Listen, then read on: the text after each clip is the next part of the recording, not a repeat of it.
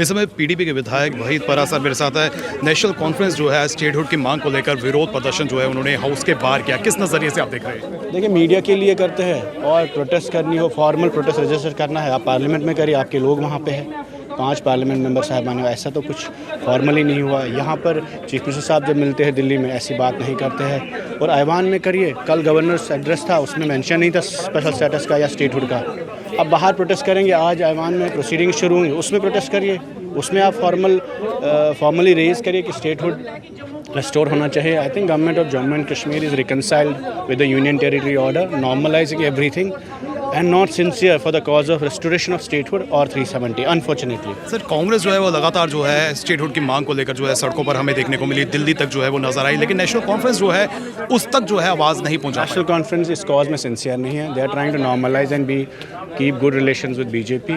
और 1 साल बाद वही एडवाइज़र साहब का स्टेटस मिला और बिजनेस रूल की लड़ाई चल रही है। उससे ज़्यादा आप देखिए गवर्नमेंट की प्रॉमिसेस में, इम्प्लीमेंटेशन में सिर्फ अल्फाज है। 1 साल बाद भी देयर इज़ नथिंग सीरियस और टेंजेबल ऑन द ग्राउंड। जिस तरह से नेशनल कॉन्फ्रेंस की वर्किंग यहाँ पर रही है, तो जिस तरह से उन्होंने हर वक्त हवाला दिया है कि यहाँ पर स्टेट नहीं है, यूटी है और यूटी के कारण जो है वो कार्य नहीं कर पा रहे, और जब उन्होंने चुनाव जीता था तब यूटी ही थी। नहीं, स्टेट के लिए तो फाइट भी नहीं है, लड़ते भी नहीं है, और जो यूनियन टेरिटरी में भी कर सकते हैं उस पर भी कोई ज़्यादा काम हो नहीं रहा है।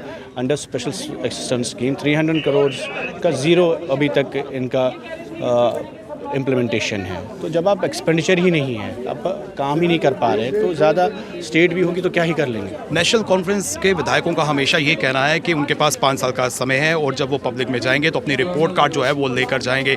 और अभी तक अगर हम ग्राउंड पे देखें, जो उन्होंने मैनिफेस्टो में वादे किए थे उन पर अमल जमा नहीं पहनाए गए। करीब 2 साल होने को है और इस वक्त तक ऑन ग्राउंड कोई ऐसी चीज़ नहीं जो ये दिखा सकते हमने उठाया और शुरू किया।